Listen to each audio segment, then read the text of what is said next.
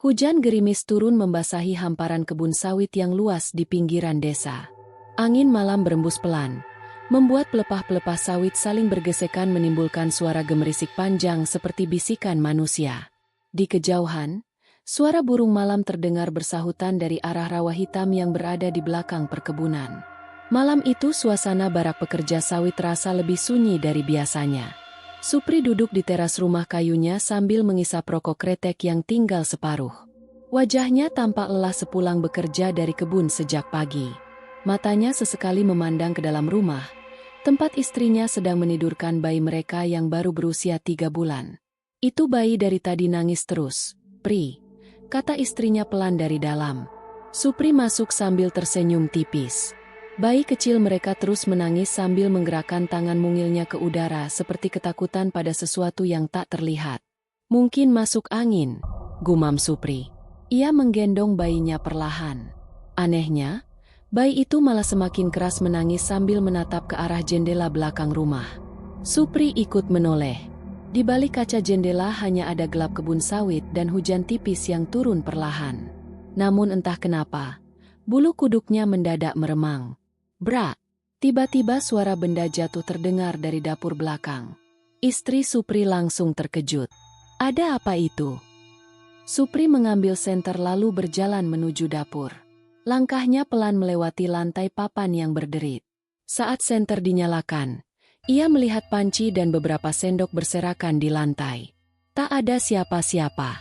Namun jendela dapur terbuka sedikit. Padahal sebelumnya tertutup rapat.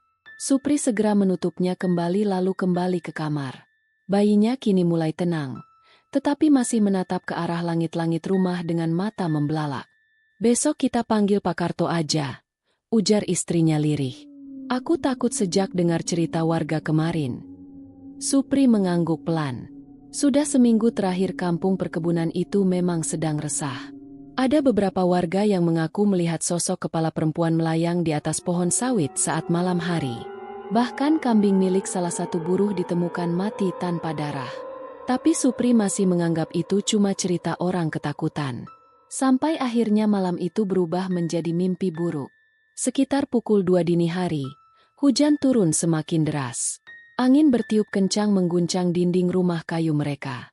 Supri terbangun karena mendengar suara aneh. Suara seperti bayi menangis, namun berasal dari luar rumah. Ia membuka mata perlahan. Di sampingnya, istrinya masih tertidur. Tetapi, bayi mereka tidak ada di tempat tidur. Supri langsung bangkit panik. Dek! Tak ada jawaban. Ia mencari ke bawah ranjang, ke ruang depan, sampai dapur. Kosong. Jantungnya mulai berdegup keras. Yati! Bangun! Istrinya langsung terbangun kaget. Kenapa? Bayi kita hilang. Seketika wajah istrinya pucat pasi. Mereka mencari ke seluruh sudut rumah sambil menangis panik. Pintu depan ternyata sedikit terbuka. Angin malam masuk membawa bau anyir menyengat seperti darah busuk. Supri perlahan mengarahkan senter ke dekat jendela belakang. Dan saat itulah tubuhnya membeku. Di dinding kayu dekat jendela terlihat bercak darah kecil memanjang seperti bekas cakar. Sementara di luar rumah, di antara gelap kebun sawit, sesuatu tampak bergerak cepat melayang di udara. Supri hanya sempat melihat rambut panjang terurai dan wajah pucat dengan mata merah menyala sebelum sosok itu menghilang di balik pohon sawit. Tak lama kemudian, suara tangisan bayi terdengar samar dari tengah kebun. Ah! Istri Supri histeris jatuh menangis di lantai. Sedangkan Supri berdiri gemetar menatap gelap malam. Untuk pertama kalinya dalam hidupnya, ia percaya bahwa Kuyang benar-benar ada. Keesokan paginya, kabar hilangnya bayi Supri langsung menyebar ke seluruh barak pekerja sawit. Warga berdatangan sejak matahari belum tinggi. Wajah mereka dipenuhi rasa takut sekaligus penasaran. Di depan rumah Supri, beberapa ibu-ibu berbisik pelan sambil menggendong anak mereka erat-erat. Katanya ada bekas darah di jendela. Jangan-jangan benar Kuyang itu balik lagi. Dulu juga pernah ada bayi hilang. Supri duduk lemas di teras rumah dengan mata sembab akibat semalaman mencari ke dalam kebun. Bajunya masih dipenuhi lumpur dan daun sawit. Di sampingnya, istrinya terus menangis tanpa henti. Tak lama kemudian, datanglah Slamet, sahabat dekat Supri yang juga bekerja sebagai mandor panen sawit. Tubuhnya tinggi besar dengan wajah keras. Tetapi pagi itu raut mukanya tampak gelisah. Aku sama Benny sudah nyari sampai blok timur tadi malam, kata Slamet pelan. Gak ada jejak apa-apa selain bau bangkai. Supri mengepalkan tangan. Aku dengar suara bayiku di tengah kebun. Matt, aku dengar jelas. Belum sempat Slamet menjawab, seorang lelaki tua berjalan mendekat sambil membawa tongkat kayu. Dialah Pak Karto, orang paling tua di kawasan perkebunan itu. Warga langsung diam saat Karto datang. Tatapan lelaki tua itu menyapu rumah Supri perlahan sebelum berhenti di bercak darah dekat jendela. Wajahnya langsung berubah tegang. Kuyang, gumamnya lirih. Supri segera berdiri. Pak, tolong saya. Anak saya dibawa makhluk itu. Pak Karto tidak langsung menjawab. Ia justru mengeluarkan garam kasar dari kantong kain lalu menaburkannya di sekitar rumah. Mulai malam ini jangan ada yang keluar setelah maghrib, katanya serius. Makhluk itu sedang mencari darah segar. Ucapan itu membuat warga makin ketakutan. Namun sebagian masih menganggap Karto hanya membesar-besarkan keadaan. Sampai malam berikutnya tiba. Hujan sudah berhenti, tetapi langit malam tertutup awan hitam. Kebun sawit tampak gelap pekat tanpa cahaya bulan. Di pos ronda dekat barak, Slamet, Benny, dan Bayu berkumpul sambil minum kopi pahit. Mereka sengaja berjaga karena banyak warga takut tidur. Bayu yang paling muda terlihat gelisah sejak tadi. Aku sumpah lihat sesuatu tadi sore, katanya pelan. Apa? Tanya Benny. Di blok 6, ada kepala perempuan terbang di atas pohon sawit. Benny langsung tertawa kecil meski wajahnya pucat. Kurang tidur kau. Aku serius, bentak Bayu. Matanya merah, ususnya menjuntai. Suasana mendadak hening. Angin malam bertiup pelan melewati kebun. Crack! Terdengar suara pelepah sawit patah dari arah belakang pos ronda. Mereka langsung menoleh bersamaan. Gelap, tak ada apa-apa. Namun beberapa detik kemudian, suara tangisan bayi terdengar samar dari tengah kebun. Bayu langsung berdiri ketakutan. Itu suara bayi Supri. Tangisan itu terdengar semakin jelas. Slamet mengambil senter dan parang. Ayo cek. Mereka bertiga berjalan perlahan memasuki jalan kecil di antara pohon sawit. Cahaya senter bergerak ke segala arah, memperlihatkan batang-batang sawit yang berdiri rapat seperti barisan manusia.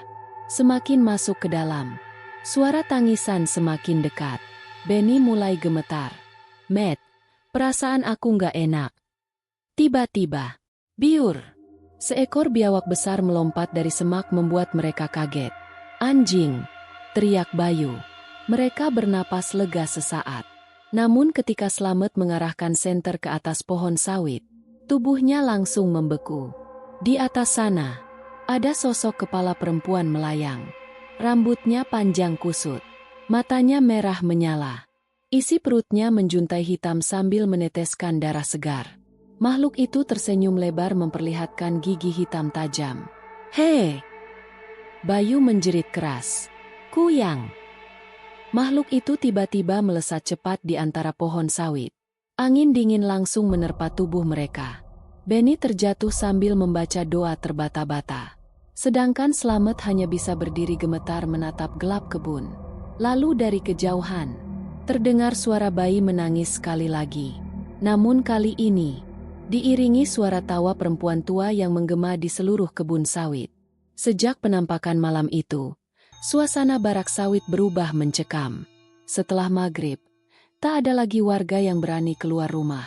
Pintu-pintu dikunci rapat, jendela dipalang kayu, bahkan suara anak kecil yang biasanya bermain kini lenyap digantikan kesunyian menakutkan. Di rumah Supri, lampu minyak menyala redup. Supri duduk termenung sambil memegang baju bayinya yang belum sempat dicuci. Matanya merah akibat kurang tidur.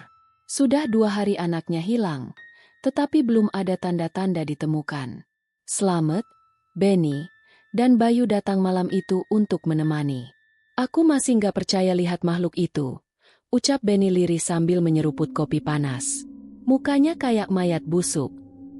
Bayu yang duduk di sudut ruangan langsung menimpali. Matanya merah semua. Aku sampai nggak bisa tidur semalam. Supri mengusap wajah kasar penuh lelah. Aku bakal cari sampai ketemu. Belum sempat mereka berbicara lagi. Suara ketukan pelan terdengar dari pintu depan. Tok, tok, tok. Slamet membuka pintu. Pak Karto berdiri di luar sambil membawa buntalan kain hitam dan sebuah lampu sentir tua. Masuk, Pak, kata Slamet. Karto melangkah perlahan ke dalam rumah. Wajah tuanya tampak lebih pucat dari biasanya. Ia duduk tanpa bicara cukup lama sebelum akhirnya membuka buntalan kainnya. Di dalamnya terdapat bawang putih, garam kasar, dan sebilah pisau kecil berkarat. Taruh ini di tiap sudut rumah, katanya pelan. Supri langsung bertanya dengan nada putus asa. Pak, sebenarnya makhluk itu apa? Pak Karto terdiam beberapa saat. Tatapannya kosong menembus dinding kayu rumah. Lalu dengan suara berat, ia mulai bercerita. Puluhan tahun lalu, sebelum kebun sawit ini dibuka, tempat ini masih hutan rawa. Dan disinilah tinggal seorang perempuan bernama Marni. Angin malam bertiup pelan di luar rumah saat semua orang mulai mendengarkan dengan tegang. Marni dulu tabib kampung, lanjut Karto. Banyak warga datang berobat padanya. Tapi lama-lama ia berubah. Berubah gimana, Pak? Tanya Bayu pelan. Pak Karto menatapnya tajam. Dia belajar ilmu hitam. Ruangan mendadak sunyi. Konon, Marni ingin hidup abadi dan tetap muda selamanya. Ia mulai melakukan ritual terlarang dengan meminum darah bayi dan menggunakan tumbal manusia dari desa sekitar. Awalnya tak ada yang tahu. Sampai suatu malam, beberapa bayi hilang bersamaan. Warga mulai curiga setelah menemukan bangkai bayi di rawa belakang hutan dengan tubuh pucat tanpa darah. Supri mengepalkan tangannya kuat-kuat mendengar cerita itu. Lalu warga menangkap Marni, kata Karto lirih. Dia dibakar hidup-hidup di tengah hutan. Kalau sudah mati, kenapa masih ada sekarang? Tanya Benny dengan suara gemetar. Pak Karto menarik napas panjang.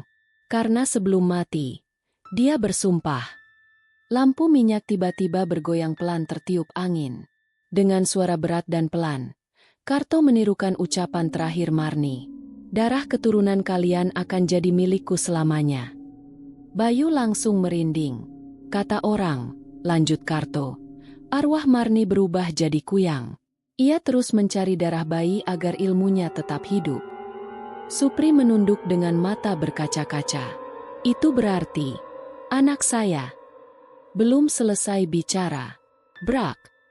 Sesuatu menghantam dinding belakang rumah sangat keras. Semua langsung berdiri kaget. Suara tangisan bayi terdengar lagi. Ah, ah, ah. Kali ini sangat dekat. Bahkan seperti berasal dari belakang rumah. Supri langsung mengambil parang dan berlari keluar diikuti Slamet dan yang lain. Gelap kebun sawit menyambut mereka. Angin malam terasa jauh lebih dingin. Slamet mengarahkan senter ke arah pohon-pohon sawit di belakang rumah.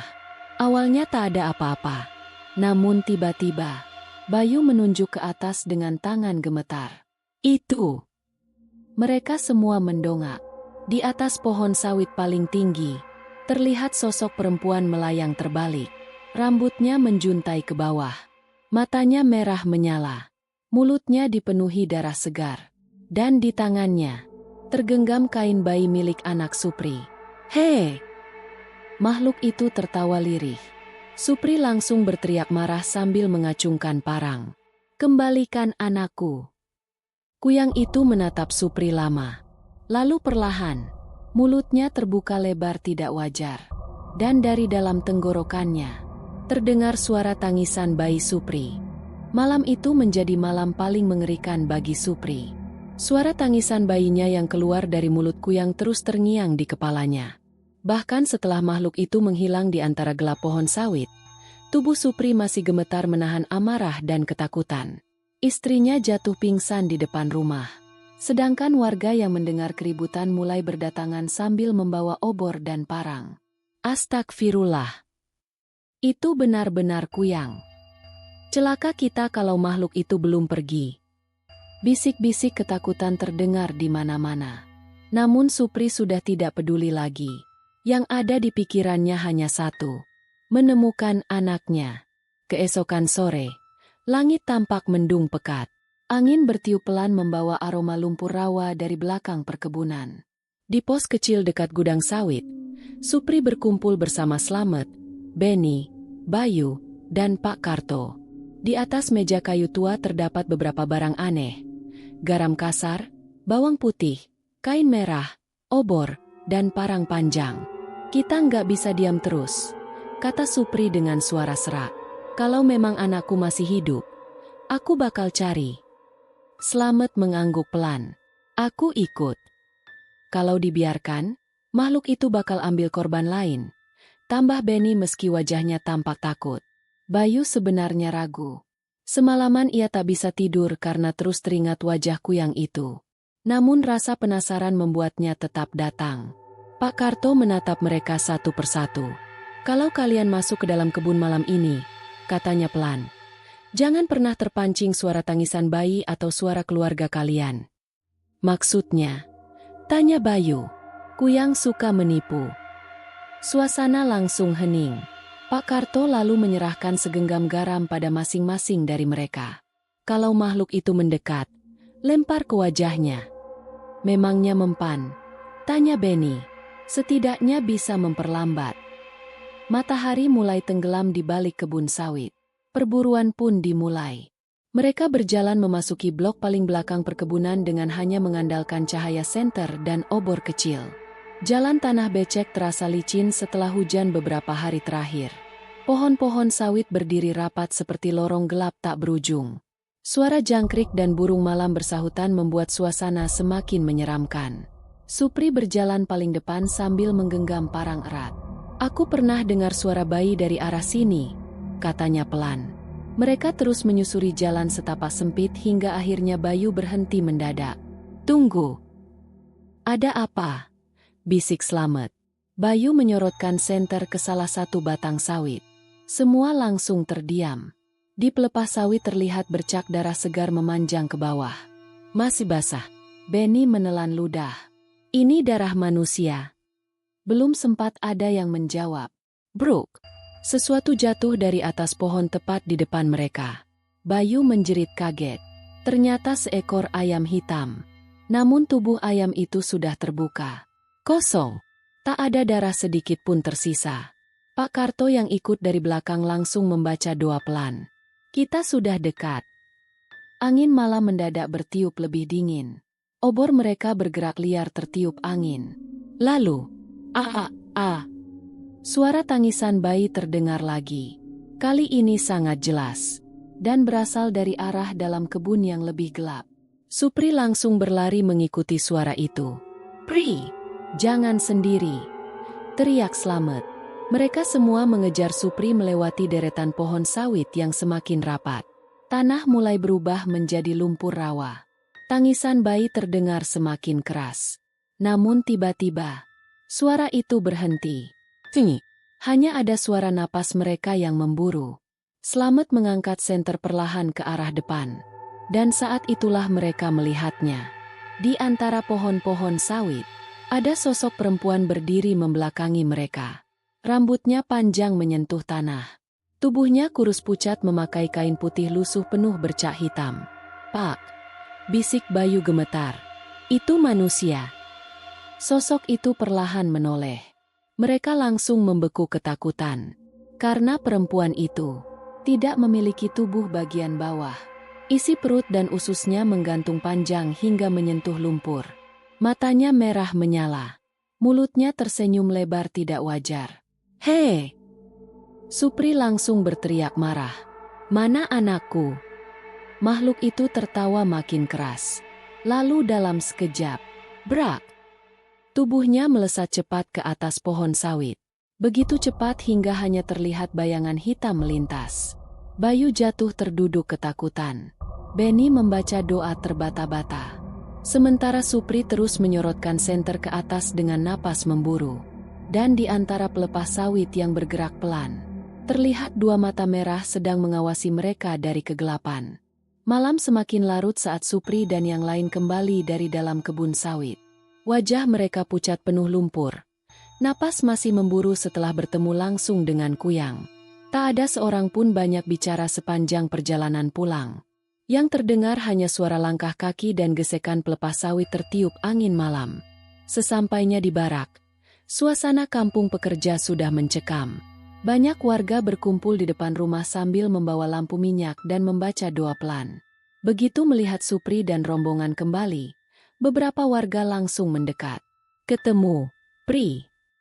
Anakmu gimana?" Supri hanya menggeleng pelan. Wajahnya tampak kosong. Namun sebelum siapapun sempat bicara lagi, terdengar suara jeritan perempuan dari ujung barak. "Ah!" Semua warga langsung menoleh panik. Itu suara Juminten. Orang-orang berlari menuju rumah kecil milik Juminten yang berada dekat gudang pupuk. Dari dalam rumah terdengar suara benda pecah dan teriakan histeris. "Brak! Duar!" Saat Slamet membuka pintu rumah itu, semua langsung mundur ketakutan. Juminten sedang merangkak di lantai dengan rambut terurai berantakan. Matanya melotot putih seluruhnya. Mulutnya komat-kamit seperti sedang berbicara dengan seseorang. Sementara suaminya hanya menangis ketakutan di sudut ruangan. "Dia tiba-tiba begini setelah maghrib," teriak suaminya panik. Katanya ada perempuan terbang di atap rumah. Juminten mendadak menoleh ke arah Supri.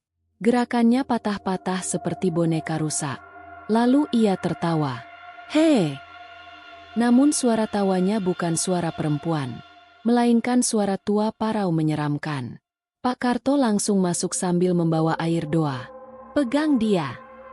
Slamet dan Beni mencoba menahan tubuh Juminten, tetapi tenaga perempuan itu sangat kuat. Ia mengamuk sambil menjerit keras hingga urat di lehernya menegang. Kelaparan. Suasana rumah mendadak dingin. Lampu minyak berkedip-kedip. Pak Karto mulai membaca doa keras sambil memercikan air ke wajah Juminten. Perempuan itu langsung menjerit panjang. Ark. Tubuhnya kejang hebat, lalu mendadak diam. Kepalanya menunduk pelan. Tinggi. Tak ada suara apapun. Hingga akhirnya, Juminten bicara dengan suara yang bukan miliknya. "Bayi itu belum mati." Supri langsung mendekat panik. "Anakku di mana?" Kepala Juminten bergerak perlahan menatap Supri. Matanya masih putih seluruhnya. "Dia dibawa ke sarang." "Sarang apa?" "Rawa hitam." Mendengar itu, wajah Pak Karto langsung berubah tegang. "Rawa belakang," gumamnya pelan. Juminten kembali tertawa mengerikan. "Dia lapar. Dia butuh darah." Tiba-tiba tubuh Juminten terangkat sedikit dari lantai. Semua warga menjerit ketakutan. Mulut perempuan itu terbuka lebar tidak wajar hingga hampir sobek ke telinga. Lalu dari tenggorokannya, terdengar suara tangisan bayi Supri. "Ah, ah, ah." Supri langsung gemetar. "Itu suara anakku." Pak Karto segera menaburkan garam ke tubuh Juminten. Seketika perempuan itu menjerit keras lalu terjatuh ke lantai seperti kehilangan tenaga. Bruk! Lampu minyak mendadak padam. Rumah langsung gelap gulita. Dan dari luar rumah, terdengar suara tawa perempuan melengking panjang dari arah kebun sawit. "Hehehe!" Bayu langsung ketakutan. "Itu dia." Angin malam bertiup sangat dingin masuk lewat celah dinding rumah. Pak Karto menyalakan kembali lampu minyak dengan tangan gemetar. Wajah lelaki tua itu kini jauh lebih pucat. "Kita nggak punya banyak waktu," katanya lirih. Supri menatapnya tajam. "Maksud Bapak?" Pak Karto menarik napas panjang. "Kalau bayi itu sudah dibawa ke rawa hitam," katanya pelan, "berarti Kuyang sedang menyiapkan ritual terakhir." Suasana mendadak hening. "Ritual apa?" tanya Slamet. Pak Karto menatap satu persatu wajah mereka sebelum menjawab dengan suara berat. "Ritual meminum darah bayi saat bulan mati. Kalau ritual itu selesai, anak Supri tidak akan bisa diselamatkan lagi." Malam berikutnya menjadi malam paling menegangkan bagi warga Barak Sawit. Langit benar-benar gelap tanpa cahaya bulan. Kabut tipis mulai turun menyelimuti jalan-jalan kecil di sekitar perkebunan. Dari kejauhan terdengar suara burung hantu bersahutan seperti pertanda buruk. Di rumah Supri, suasana dipenuhi kecemasan. Supri tengah mengasah parang panjang di teras rumah dengan wajah dingin penuh amarah. Matanya merah karena hampir 3 hari tidak tidur. Di dalam rumah, istrinya terus menangis sambil memeluk baju bayi mereka. "Apa harus malam ini, Pri?" tanyanya lirih. Supri menghentikan gerakannya. "Kalau aku terlambat," katanya pelan dengan suara bergetar, "anak kita bisa mati." Tak lama kemudian Slamet, Beni, Bayu, dan Pak Karto datang membawa obor, tali, serta karung garam kasar. Pak Karto tampak paling gelisah malam itu. "Sebelum masuk rawa," katanya serius, "apapun yang kalian lihat jangan sampai berpencar. Kalau ada yang dipanggil namanya, jangan jawab. Kalau dengar suara bayi." Pak Karto menatap tajam. "Itu belum tentu manusia." Ucapan itu membuat bulu kuduk mereka meremang. Namun Supri sudah tidak peduli. Ia hanya ingin menemukan anaknya.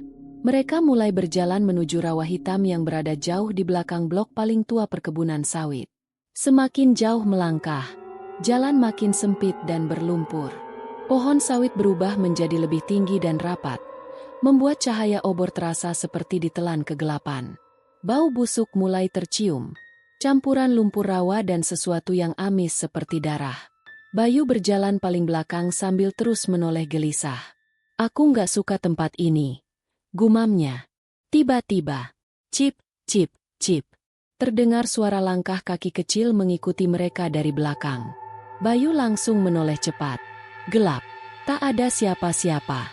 Namun suara itu masih terdengar. Seolah ada anak kecil berjalan di lumpur tepat di belakang rombongan. "Pak," bisik Bayu ketakutan. Pak Karto langsung membaca doa pelan tanpa menoleh.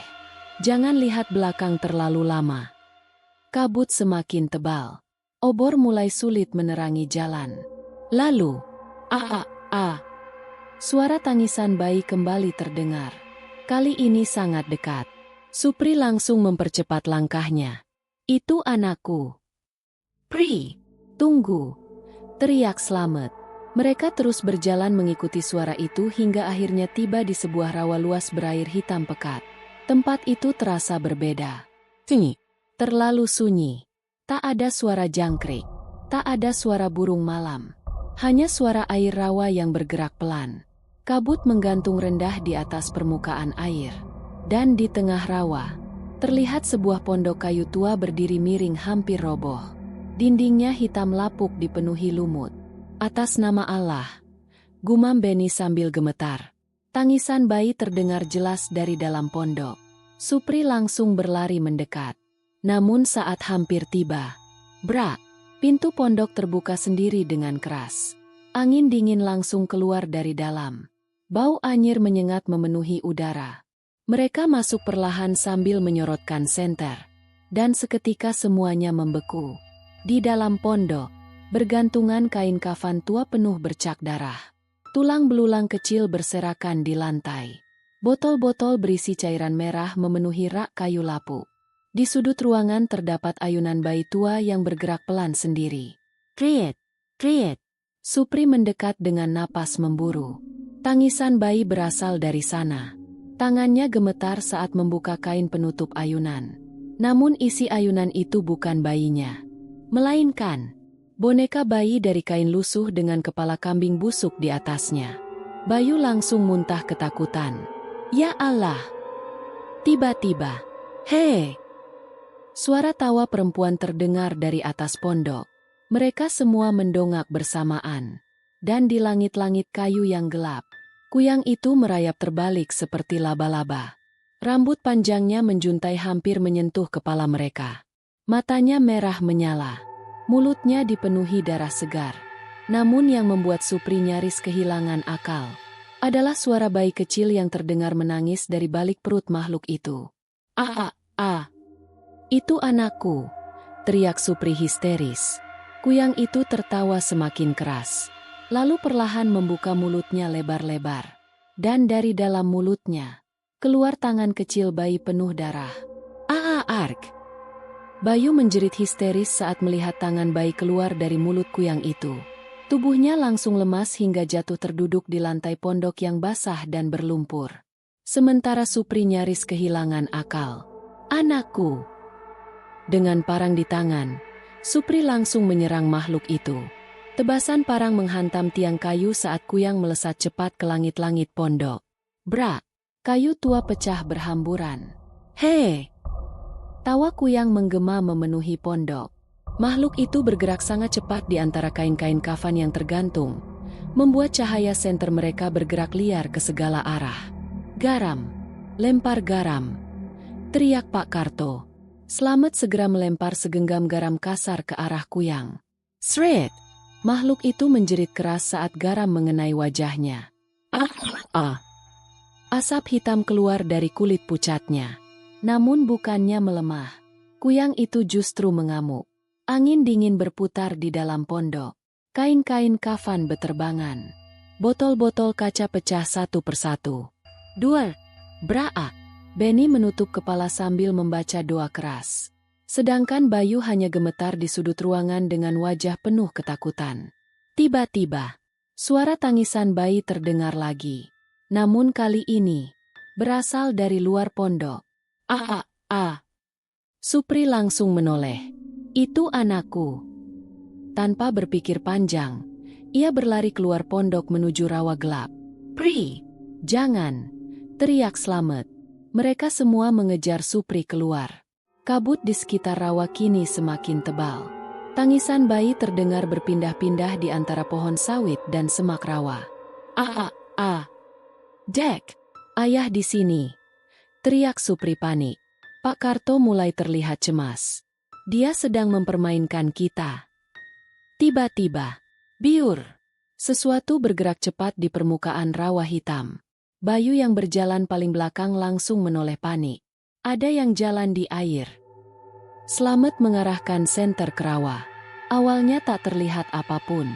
Namun beberapa detik kemudian, muncul wajah pucat dari permukaan air. Mata merah, rambut panjang penuh lumpur. Kuyang itu tersenyum lebar. Hei! Bayu menjerit ketakutan lalu berlari mundur. Namun saat ia berbalik, brak! Tubuhnya seperti ditarik sesuatu dari balik kabut. Tolong! Bayu! Teriak Benny. Mereka semua langsung mengejar ke arah suara Bayu. Kabut membuat pandangan hanya beberapa meter. Suara Bayu terus terdengar di antara pohon sawit. Tolong! Dia di atasku. Lalu mendadak, sunyi, hening total. Hanya suara napas mereka yang tersisa. Bayu! Teriak Slamet sambil menyorotkan senter ke segala arah. Tak ada jawaban. Mereka mulai mencari di sekitar rawa dengan panik. Hingga akhirnya, Benny menemukan sesuatu di lumpur. Itu sandal Bayu. Satu sandal penuh lumpur tergeletak dekat pohon sawit tua. Di sampingnya, ada bercak darah segar. Supri langsung membeku. Pak Karto menatap sekitar dengan wajah tegang. Dia di bawah. Jangan ngomong begitu, Pak. Bentak Benny ketakutan. Slamet mengepalkan parang kuat-kuat. Kita cari dia sekarang. Namun tiba-tiba, krek, krek, krek. Terdengar suara pelepah sawit bergerak dari atas mereka. Perlahan semua mendongak.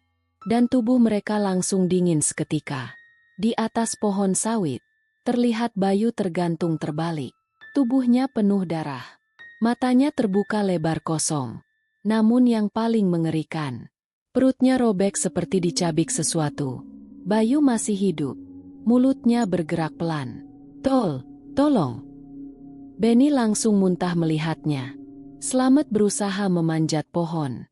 Namun sebelum sempat mencapai Bayu, kuyang muncul tepat di belakang tubuh Bayu sambil tersenyum mengerikan. Matanya menatap Supri tajam. Lalu, makhluk itu perlahan menjilat darah yang menetes dari tubuh Bayu. Hei! Bayu menjerit keras kesakitan. Supri langsung mengangkat parang sambil berteriak marah.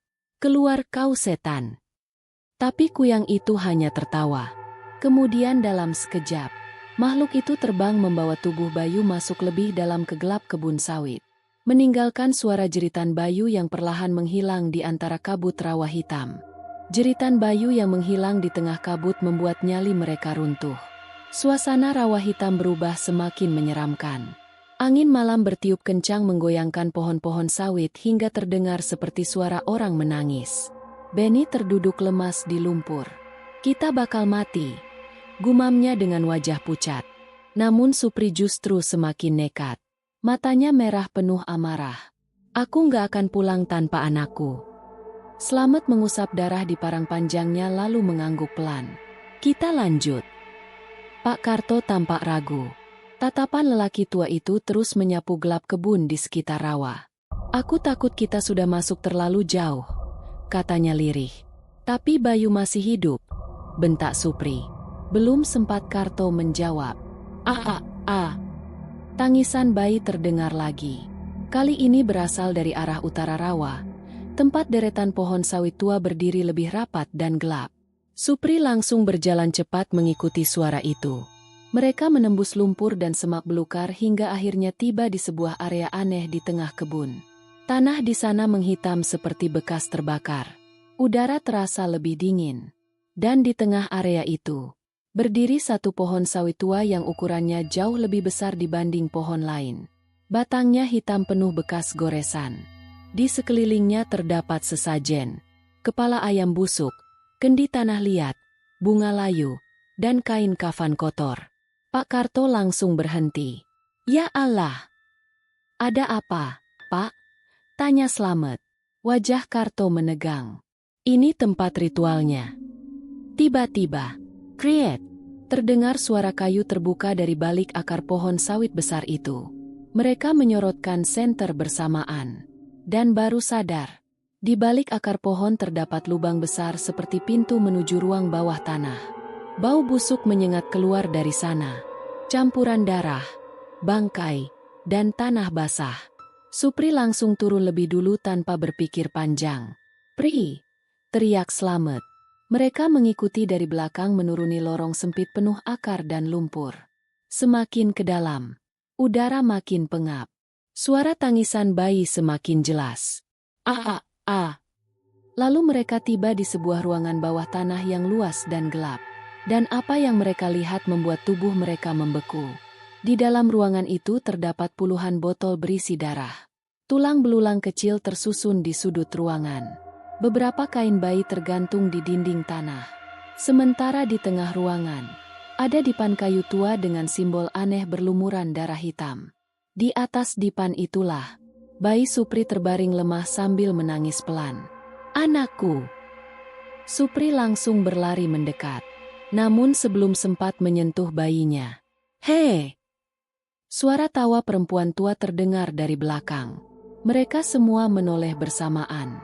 Dari gelap lorong muncul seorang perempuan tua sangat kurus memakai kain lusuh hitam. Rambutnya panjang acak-acakan. Kulitnya pucat kebiruan seperti mayat. Namun matanya merah menyala. Di sekitar mulutnya terdapat darah segar yang belum kering. Benny langsung gemetar. "Itu manusia." Pak Karto mundur perlahan dengan wajah ketakutan. "Marni." Perempuan tua itu tersenyum lebar. "Hehehe, akhirnya kau datang juga, Karto." Suara perempuan itu parau seperti tenggorokan terbakar. Supri segera berdiri di depan bayinya sambil mengacungkan parang. "Kembalikan anakku." Marni tertawa pelan. "Aku hanya meminjam darahnya." Tiba-tiba tubuh perempuan itu bergerak aneh. Lehernya memutar tidak wajar. Tulang punggungnya retak satu persatu. Krek, krek. Lalu perlahan, kepalanya terlepas dari tubuhnya sendiri. Usus dan organ dalam menjuntai keluar penuh darah hitam. Seketika ruangan dipenuhi bau busuk menyengat. Benny menjerit histeris. "Kuyang!" Kepala Marni melayang perlahan di udara sambil tertawa mengerikan. Tubuh tanpa kepala itu masih berdiri di bawah sambil bergerak patah-patah. Pak Karto gemetar hebat. Dia belum mati selama ini. Marni menatap Supri tajam. "Kau tahu kenapa aku memilih bayimu?" Supri diam dengan napas memburu. Kuyang itu tersenyum lebar. Karena darah keturunanmu adalah syarat terakhir agar aku hidup selamanya. Tiba-tiba bayi Supri menangis sangat keras. Dan di saat bersamaan, dari lorong gelap belakang ruangan, muncul sosok Bayu berjalan sempoyongan. Namun wajahnya kini pucat seperti mayat. Matanya hitam seluruhnya. Dan mulutnya tersenyum mengerikan ke arah mereka. Bayu? Suara Slamet bergetar saat melihat sahabatnya berjalan keluar dari lorong gelap bawah tanah itu. Tubuh Bayu penuh darah dan lumpur. Perutnya yang robek kini dijahit kasar menggunakan benang hitam seperti boneka rusak. Namun yang paling mengerikan, matanya hitam pekat tanpa bola mata. Bayu tersenyum pelan. Hehe. Itu bukan Bayu, bisik Pak Karto dengan wajah pucat. Supri segera mengangkat parang sambil berdiri di depan bayinya. Kau jangan dekat-dekat. Namun Bayu terus berjalan perlahan seperti mayat hidup. Mulutnya bergerak aneh. Lalu terdengar suara perempuan tua keluar dari tenggorokannya. Kalian semua akan jadi tumbal. Benny langsung ketakutan. Pak, apa itu kerasukan? Belum sempat Karto menjawab. Brak. Tubuh Bayu tiba-tiba melompat cepat ke arah Benny. Benny terjatuh saat Bayu mencengkeram lehernya dengan tenaga luar biasa. Matanya yang hitam meneteskan darah. Hei! Slamet langsung menendang tubuh Bayu hingga terpental ke dinding tanah. Duar! Namun Bayu bangkit lagi sambil tertawa. Suasana ruangan bawah tanah berubah kacau. Di atas mereka, kepala Marni melayang sambil tertawa keras. Hei! Ususnya berayun-ayun di udara meneteskan darah hitam ke lantai. Pak Karto segera membaca doa keras sambil menaburkan garam ke arah Kuyang. Sret! Marni menjerit marah. Kulit wajahnya mengelupas mengeluarkan asap hitam. Arg! Supri memanfaatkan kesempatan itu untuk mengambil bayinya dari atas dipan. Bayinya masih hidup. Tubuh kecil itu lemah dan dingin, tetapi masih menangis pelan. Air mata Supri langsung jatuh. Maafkan ayah.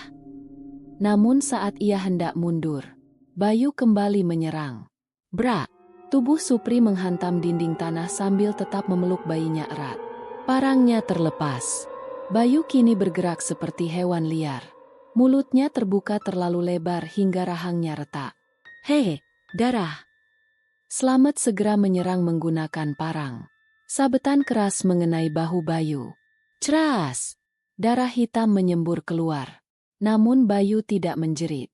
Ia malah tertawa sambil menyerang balik. Pak Karto langsung berteriak. Bakar tempat ini. Sekarang! Benny yang sejak tadi gemetar akhirnya mengambil obor dan melemparkannya ke kain-kain ritual di sudut ruangan. Wos! Api langsung membesar cepat. Ruangan bawah tanah dipenuhi asap hitam. Marni mengamuk histeris. Jangan! Kepalanya melayang liar menyerang mereka. Ususnya melilit leher Benny. Benny berusaha melepaskan diri sambil menjerit kesakitan. Namun lilitan itu semakin kuat. Darah mulai keluar dari mulutnya. Benny! Teriak Slamet. Slamet mencoba menebas usus Kuyang itu. Tapi terlambat. Krek!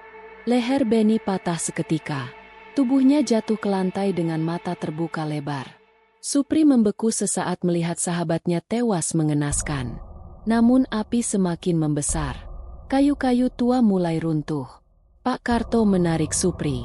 Keluar sekarang. Mereka berlari menuju lorong keluar sambil membawa bayi Supri. Di belakang mereka, Marni menjerit marah sambil mengejar. Sementara Bayu yang kerasukan kini merangkak cepat di dinding lorong seperti laba-laba. Api mulai membakar seluruh akar pohon sawit di atas ruang bawah tanah. Brak! Tanah bergetar. Slamet yang berada paling belakang tiba-tiba terjatuh saat akar besar roboh menimpa kakinya. Slamet! Teriak Supri. Api semakin dekat. Asap hitam memenuhi lorong. Slamet berusaha bangkit. Tetapi kakinya terjepit batang akar terbakar. Pergi, Pri! Teriaknya. Selamatkan anakmu. Tidak. Namun Pak Karto menarik Supri paksa. Kalau kau berhenti sekarang, Semuanya mati. Slamet menatap mereka sambil tersenyum tipis di tengah kobaran api. Lalu ia mengambil obor yang jatuh di dekatnya. Saat kepala Marni melayang mendekat hendak menyerang, Slamet langsung memeluk tubuh kuyang itu. Mati kau setan. Wosh! Api membesar hebat. Marni menjerit mengerikan. Argah! Lorong runtuh. Supri, Pak Karto, dan bayi itu berhasil keluar tepat sebelum ledakan besar mengguncang pohon sawit tua. Duer! Api membubung tinggi menerangi gelap kebun sawit. Malam itu, kebun sawit berubah menjadi lautan api dan jeritan kematian. Ledakan besar dari bawah pohon sawit tua mengguncang seluruh kawasan rawa hitam. Duer! Api membubung tinggi ke langit malam, membakar pelepah-pelepah sawit kering dengan cepat. Asap hitam pekat memenuhi udara, bercampur bau hangus daging dan darah yang menusuk hidung. Supri terjatuh di tanah lumpur sambil memeluk bayinya erat. Bayinya masih menangis lemah. Air mata Supri langsung pecah. Alhamdulillah, anak ayah selamat. Namun rasa lega itu tidak bertahan lama. Karena dari dalam kobaran api, masih terdengar suara tawa perempuan tua. Hei! Supri langsung menoleh panik. Dia belum mati. Pak Karto yang berdiri di dekat rawa tampak gemetar hebat. Wajah lelaki tua itu penuh abu hitam dan darah. Mari pergi dari sini, katanya lirih. Tetapi tiba-tiba, krek, krek, krek. Suara pelepah sawit bergerak terdengar dari atas mereka. Supri perlahan mendongak, dan tubuhnya langsung dingin seketika. Di atas pohon sawit yang belum terbakar, tergantung tubuh Bayu. Matanya terbuka kosong. Tubuhnya hitam hangus sebagian. Namun wajahnya masih tersenyum mengerikan. Angin malam membuat tubuhnya bergoyang pelan. Kriet! Kriet! Supri menunduk lemas. Ia sadar Bayu sudah tidak mungkin diselamatkan. Tak lama kemudian, brak! Pohon sawit besar tempat sarang kuyang berdiri akhirnya roboh dihantam api. Tanah bergetar keras. Dan bersamaan dengan itu, jeritan panjang Marni menggema di seluruh kebun. Setelah jeritan itu hilang, suasana mendadak sunyi. Hanya suara api yang masih membakar kebun sawit. Pak Karto menatap kobaran api lama sekali. Tatapannya kosong seperti menyimpan sesuatu. Lalu pelan-pelan ia berkata, "Kutukan ini belum selesai." Supri menoleh. "Maksud Bapak?" Namun Pak Karto tidak menjawab. Lelaki tua itu justru berjalan perlahan masuk ke arah kabut dan asap kebun sawit yang terbakar. "Pak Karto!" teriak Supri. Tetapi Karto terus berjalan tanpa menoleh sedikit pun. Hingga akhirnya tubuhnya hilang ditelan kabut malam. Dan tidak pernah terlihat lagi sejak malam itu. Beberapa hari kemudian, kebun sawit tempat tragedi itu terjadi resmi ditutup. Polisi dan warga hanya menemukan sisa-sisa kebakaran, tulang belulang kecil di bawah pohon sawit, serta mayat Bayu yang tergantung dalam kondisi mengenaskan. Tubuh Slamet dan Marni tidak pernah ditemukan. Sebagian warga percaya mereka ikut hancur terbakar. Namun sebagian lain yakin, makhluk itu masih hidup. Sejak kejadian itu, banyak buruh memilih pindah dari kawasan perkebunan. Barak-barak kayu dibiarkan kosong membusuk. Tidak ada yang berani melewati rawa hitam setelah maghrib. Karena beberapa orang mengaku masih mendengar suara tangisan bayi dari dalam kebun. Kadang disusul suara tawa perempuan tua yang lirih di antara pohon-pohon sawit. Hei! Suatu malam, beberapa bulan setelah kejadian itu, Supri sedang menidurkan bayinya di rumah kontrakan baru di pinggir kota. Hujan turun pelan di luar. Bayinya akhirnya tertidur dengan tenang. Supri menghela napas lega untuk pertama kalinya setelah semua teror berlalu. Namun saat hendak menutup jendela, ia membeku. Di kaca jendela yang basah oleh hujan, terlihat pantulan sosok perempuan tua berdiri tepat di belakangnya. Matanya merah menyala. Mulutnya tersenyum lebar penuh darah. Hei! Supri langsung membalikkan badan. Namun, tak ada siapa-siapa di sana. Lalu dari arah atap rumah, terdengar suara sesuatu merayap perlahan. Krek, krek, krek. dan suara tangisan bayi kembali terdengar di tengah malam. Malam di kebun sawit itu memang telah berlalu. Api sudah padam, dan sebagian orang mungkin menganggap semua teror telah berakhir bersama hancurnya sarang kuyang di rawa hitam. Namun kenyataannya, tidak semua kutukan bisa dimusnahkan dengan api. Kadang, makhluk seperti kuyang tidak benar-benar mati. Ia hanya menunggu rasa takut kembali tumbuh, menunggu ada darah baru yang bisa dijadikan tumbal. Sejak tragedi itu, kawasan kebun sawit tersebut dibiarkan kosong dan perlahan berubah menjadi tempat angker yang dihindari warga. Tidak ada lagi pekerja yang berani berjaga malam. Bahkan sopir truk pengangkut sawit memilih memutar jalan daripada melewati rawa hitam setelah maghrib. Karena menurut cerita yang masih beredar hingga sekarang, jika malam terlalu sunyi, kadang terdengar suara bayi menangis dari balik pohon sawit. Dan bila seseorang nekat mencari sumber suara itu, maka ia akan melihat sepasang mata merah mengawasinya dari atas pohon. Sambil terdengar tawa lirih perempuan tua. Hei! Mungkin itu hanya cerita. Mungkin juga peringatan bahwa ada tempat-tempat tertentu yang sebaiknya tidak diganggu. Dan jika suatu malam kalian melintas di tengah kebun sawit yang gelap, lalu mencium bau anyir darah, jangan pernah menoleh ke atas. Karena bisa jadi, sesuatu sedang melayang diam-diam tepat di atas kepala kalian. Selamat malam, dan selamat beristirahat. Semoga tidak ada yang memanggil nama kalian dari balik gelap malam.